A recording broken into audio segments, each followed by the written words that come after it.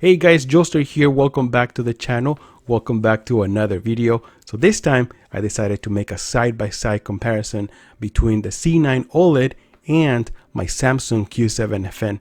Now I know some of you guys are gonna say, hey Joester, that is not a fair comparison because the Samsung, it's an HD TV. It doesn't have the same black levels as the Oled.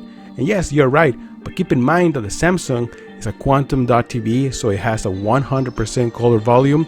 It's a much brighter panel and it has amazing contrast. But before we start, I want to give thanks to Wondershare for sponsoring this video and their new PDF Element 7 editor program.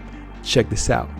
So this is an all-in-one smart PDF editor which offers the easiest way to create, edit, convert, annotate, sign PDF documents on Windows and Mac. PDF Element Pro is the best Acrobat alternative and a simple PDF editor to maximize your document productivity. With the new redesigned UI and icons, PDF Element Pro, it's easy to use, similar to Microsoft Office you're familiar with, so you don't need to spend extra time and learning costs. With its powerful editing tools, you can edit text, paragraphs, images, objects, pages, and many more. They have dozens of editable templates you can use for business, finance, legal, or family to create invoices, gift cards, invitations, flyers, and all looking professional. Check out the video description for more information. There are exclusive links with discounted prices.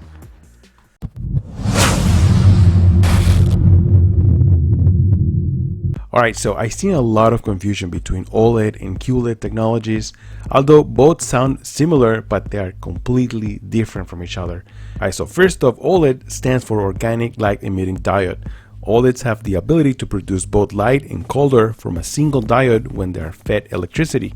Now because of this, OLED TVs don't need a separate backlight. Each pixel you see is a self-contained source of color and light. Now another benefit from OLED screens is that they can be extremely thin, flexible, and rollable. But the biggest benefit is the ability for an individual pixel to turn off and on. So this creates the deepest black levels and contrast on any TV or display. Now QLED stands for Quantum Light Emitting Diode.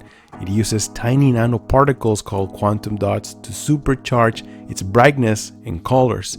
It allows TVs to reproduce a much wider color gamut than conventional LCDs while rendering colors that are more saturated, vivid, and accurate. Now, quantum dot technology doesn't replace LCDs but rather builds upon existing technology to enhance colors, brightness, and contrast. Alright guys, so now that you know what those letters stand for, let's compare QLED and OLED with categories that matters for most of you guys that are buying a TV, which is brightness, contrast, viewing angles, response time, input lag, and of course, price. Alright, so the first thing that I notice is the contrast or black levels that are far superior from the LG C9 Oled TV. Contrast is what it makes darks dark and brights bright in an image. So if a TV can deliver true black levels, it doesn't have to make everything bright to achieve good levels of contrast. That's why OLEDs are the best when it comes down to black levels because of its ability to go completely black when it needs to.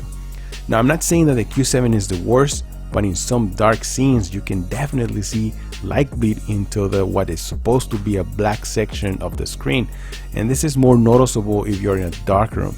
Now an easy way to fix this is by having an ambient light behind the TV.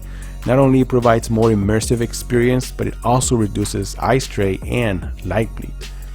Now there are other TVs that are full array with local dimming that offers much better contrast and black levels than the Q7, but nothing beats OLED for the moment. Maybe micro LED, but we're still a few more years until we see that happening. Now when it comes down to brightness, QLED TVs have the biggest advantage because they use the separate backlights instead of relying on each pixel to create its own light, and these LEDs can be extremely bright. Now adding that quantum dots to maximize that light and color spectrum without losing saturation, and you have the best TV for a bright room. Now the Q70 can get more than 2000 nits of peak brightness, so it's definitely one of the brightest TVs available. Now other panels can't compete on a pure brightness basis. The light emitting individual pixels can't simply produce the same amount of light. Now in a dark room, this isn't a problem, but in a well-lit environment or where lots of daylight streams through the windows, QLED TVs are more visible, especially if you're playing HDR content under these conditions. When it comes to gaming, input lag, response time, and refresh rate are important for a good gaming experience. Now, response time refers to the time it takes for a pixel to switch from one state to another. Now, the faster the response time, the crispier the image. Now, this works great in fast-paced games. Now, comparing the TVs side by side, I cannot tell the difference because Samsung TVs are also very capable, but from a standard point of view, all the TVs are faster with around 1 millisecond of response time compared to around 5 milliseconds on QLED TVs. Now, input lag refers to the delay between pressing the button on the controller and seeing the result on the screen. Now, keep in mind that this only affects gamers and it's also affected by the image processing happening on the TV. Now, luckily, both TVs offer a game mode, which basically turns off all the extra video processing for the lowest input lag possible. Now, by numbers, OLED TVs have the lowest input lag numbers with around 13 milliseconds at 4K 60 and HDR, and Samsung 19 milliseconds at 4K 60 with HDR. Now, refresh rate refers to the number of times per second the TV updates what's showing on the screen. Normally, TVs run around 60 Hz, but higher end models run around 120 Hz. Now, some games use VRR or variable refresh rate, which eliminates the screen tearing and stuttering. Now, luckily, both TVs offer variable refresh rate support, but LG OLED TVs are the only ones that offer G-Sync support, which works great with the newest video cards from Nvidia. So if you're looking for a big screen monitor for your PC, this is the one to get. Now, when it comes to viewing angles, OLED has the upper hand. There's almost no luminance degradation while viewing the TV at an angle. Although Samsung TVs have improved their viewing angles, I normally watch TV at the center of the screen, but OLED has the clear advantage here. Now, one of the biggest issue or concern with OLED is the screen burn and permanent screen retention. Now, I haven't had my TV long enough to say that this is a myth. I know this is real, but you have to really have used a TV for it to happen. Now, you have to leave the TV on for many days on the brightest settings to cause that problem.